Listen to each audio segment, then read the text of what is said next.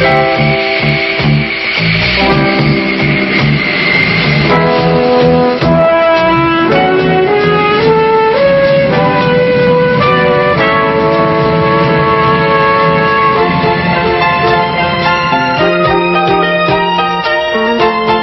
the Grumman Airfield at Calverton, Long Island, USA, a flight of F-14 combat airplanes, the most sophisticated on Earth, prepares for takeoff. The date, January 24th, 1976. The destination, Iran, some 7,000 miles away. The purpose, to deliver a credible air defense system to one of the world's most strategically located nations. The challenge, not merely to produce and to deliver the airplanes, but to support and to maintain them as well in a harsh, rugged environment.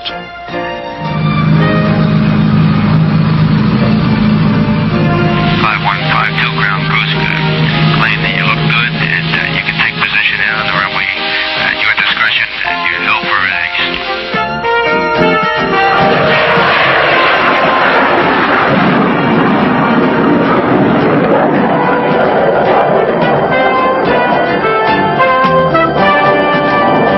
Of the afterburners is the glow of technology, but not of the ordinary sort. This is high technology.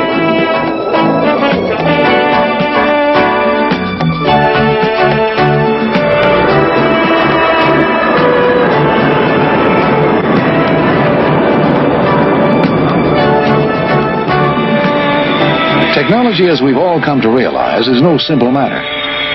Even as it fills certain needs, it raises an inevitable challenge. And the higher it moves, the greater the challenge it creates. How then do you introduce the leading edge of man's highest technologies, embodied in the single package of a combat airplane, to one of the world's still developing nations that has moved in our own generation from the old pastoral traditions to the urbanization and the industrialization that inevitably produce rapid change and cultural shock? Iran, 7,000 miles from the United States, sits at the crossroads of different and differing nations. To her east, the Indian subcontinent. To her west, the Arab world. To her north, the Soviet Union. To her south, the Persian Gulf and the Indian Ocean. These warm waters Russia has coveted since the days of the Tsar. Iran's oil pays for her rapid urbanization and industrialization. But neither Iran nor any other country can buy high technology with money alone. It must also invest her human capital in the specific training and eventual understanding that technology imposes. And that is why the Grumman Aerospace Corporation, designer and manufacturer of the F-14, nicknamed the Tomcat, faced a far bigger task than simply delivering the airplanes and support equipment Iran had ordered. It also faced the training challenge. And Grumman was further contracted by the United States government itself to provide the design and construction criteria for the facilities the new airplanes would need in Iran. This involved, first of all, a new Iranian air base that was to rise from scratch, in toto from the desert floor itself, just outside the major city of Isfahan, in the center of Iran, as well as modifications and improvements to existing air bases in Tehran and Shiraz. This would mean, in time, truly enormous air defense logistics, involving the delivery of 80 F-14s and huge quantities of supporting hardware and training equipment, certain major modifications to the airplanes themselves by Grumman personnel, and many other endeavors to support the program. It would all mean, in a matter of months, the installation of truly up-to-date facilities for Iran's air defense, hangars and supply depots, operation, maintenance and training facilities at various bases.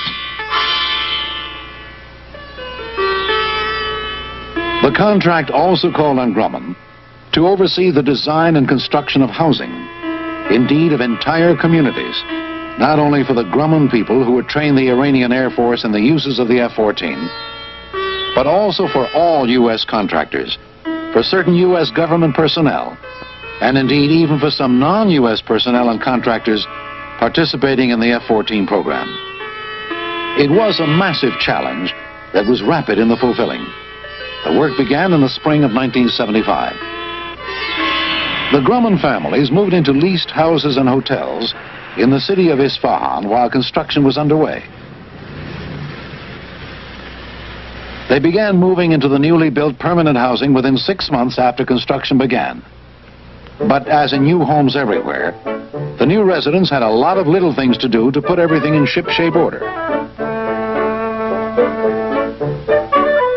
For some time, the new residents lived amid the continuing construction activities, preparing the way for more new residents. Everything from home building to road laying, from utilities trenches to landscaping. But it all came together. The housing finally contained every stick of furniture, every household appliance, even the last touch of furnishing down to the silverware and ice buckets that one could reasonably expect in the American lifestyle of the mid-1970s in America itself. Grumman, as prime manager of the construction, worked with the government of Iran and with Iranian contractors to create 2 sizable communities. Khan-e-Isfahan, just northwest of the great Iranian city, and Shahin Shar, 5 miles to the north. Both of these communities were built by Iranians to American specifications. They would revert to the Iranian government after the Americans completed their mission and returned home. In the meantime, under Grumman's supervision and overall management, these tiny corners of a foreign field took on the coloration of American suburbia. The landscaped homes, the schools and the stores, the playing fields, even a teenage club and a swimming pool.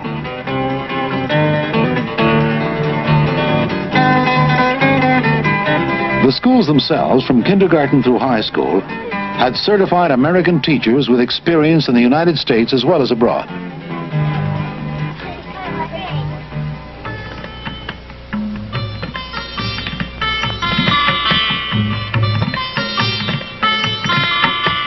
Iran has long been a mingling ground of peoples from the Christian West as from the other lands of the Islamic East, especially in this proud and glorious ancient capital, Isfahan.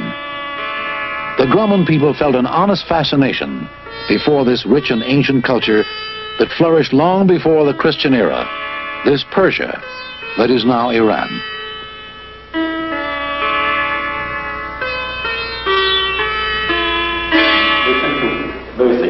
آقای لوئیس، شما کجا زندگی میکنید؟ من اصفهان زندگی میکنم.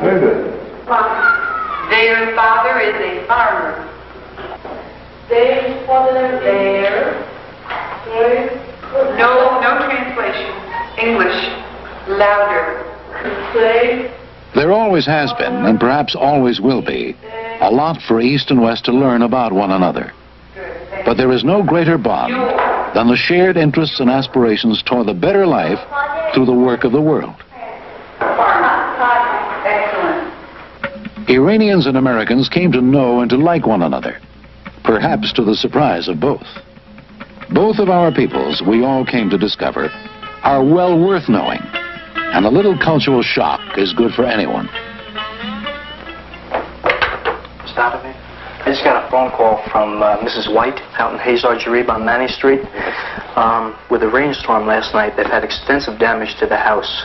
So I would like to go over there and evaluate the damage, but I want to meet the landlord there. Yeah. Would you call him up, please, and see if he can meet us there? Yes, sir. Thank you.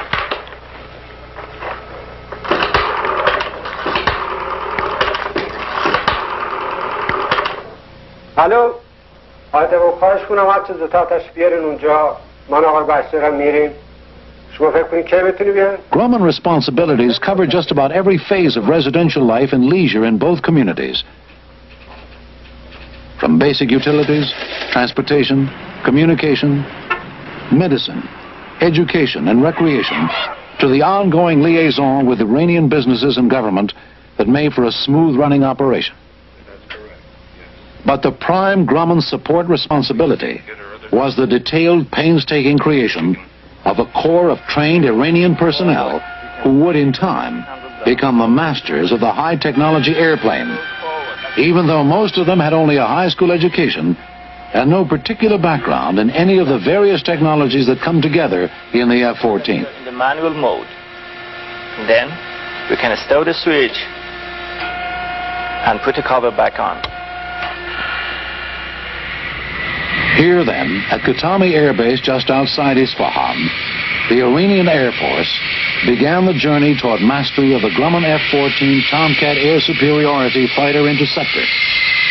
An airplane of all climes and all seasons, built to the pounding rigors and strains of hard carrier landings, and equally adaptable to the driest of dry land, the harsh desertscape of southwestern Asia. An airplane good enough to spot and track an enemy far beyond the range of any other fighter's radar. Good enough to send 6 missiles against 6 targets, while tracking 24 other targets at the same time. Targets dozens, scores, even 100 and more miles away. Good enough, in short, to defeat any threat from any other fighter, from any supersonic bomber, from a cruise missile itself, from mere feet above the sea or the land to 100,000 feet, nearly 20 miles above the earth.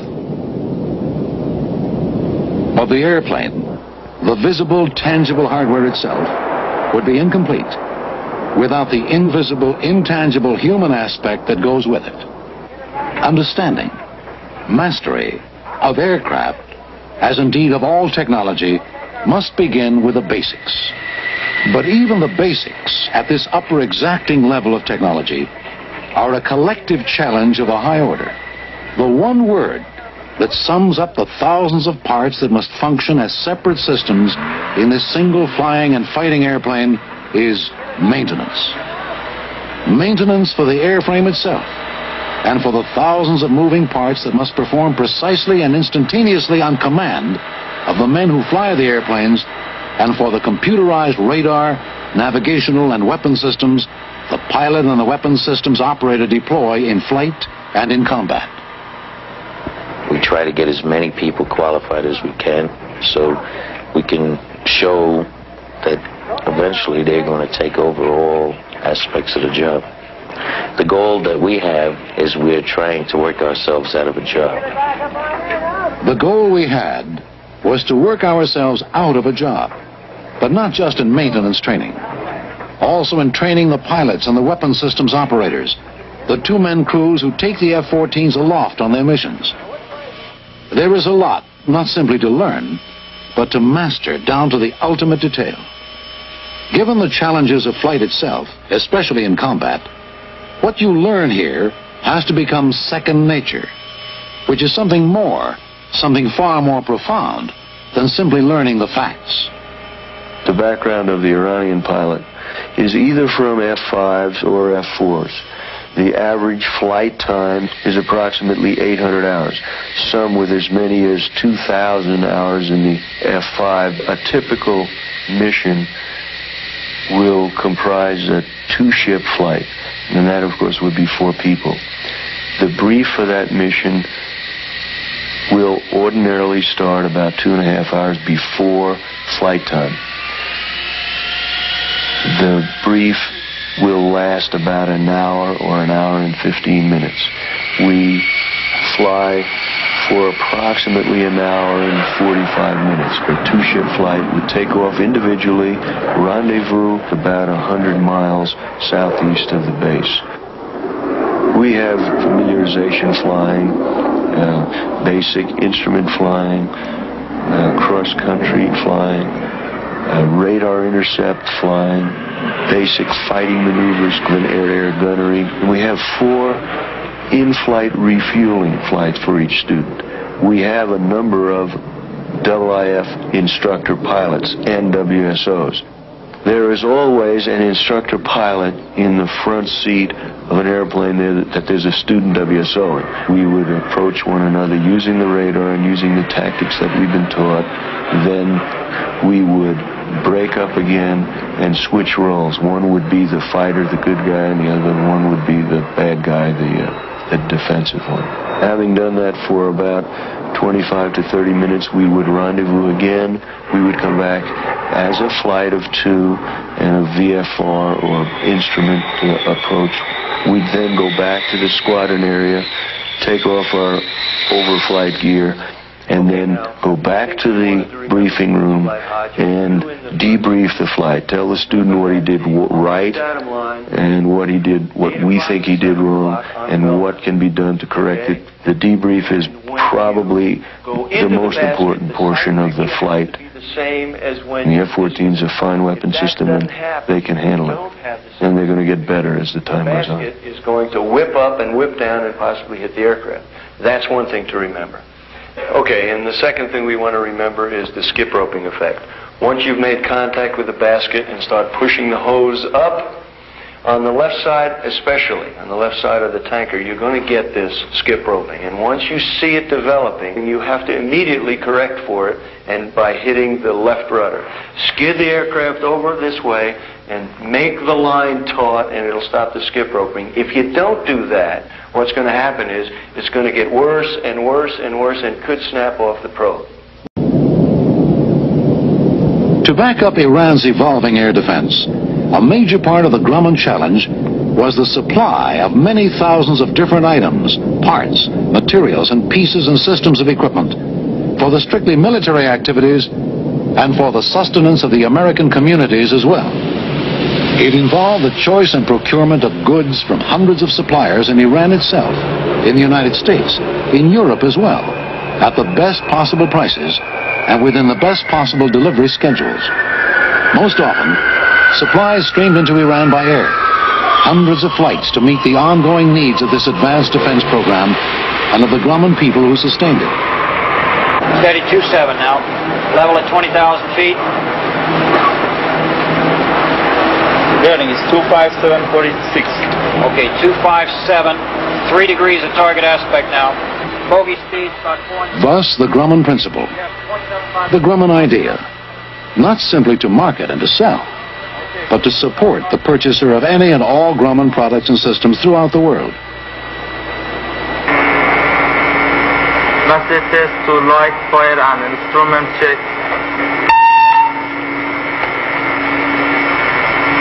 Going to press start procedures. Windshield checker breakers put. Engine crank left. Moving the controller stick in the cockpit forward, this would go 10 degrees trailing edge down the maximum. If you lift the controller stick back to the center position, this would come up in the neutral position. Holding the controller stick all the way up would cause this trailing edge to go up 33 degrees. Support. To go there, to be there, to remain there as needed. To do what needs doing, from the commonplace to the complex. Speed brake. Pushing the left rudder throttle would cause... And you're removing the head, yeah? Okay, as I told you before, there is a caution for removing these two TIT sensors. You do not have to bend it, okay? Support. To train the user's personnel in the maintenance and the total operation of every Grumman product and system. At 20. Okay. Okay? Do it. I'm paying the mixer. Okay. Now, go to emergency mode. Just raise it up. Okay? Support. Executive project management of the aspects, the details, and the surrounding context to introduce Grumman products and systems anywhere on Earth. Support. The one word that sums up the Grumman commitment to create and to stand behind the leading edge technologies of our time.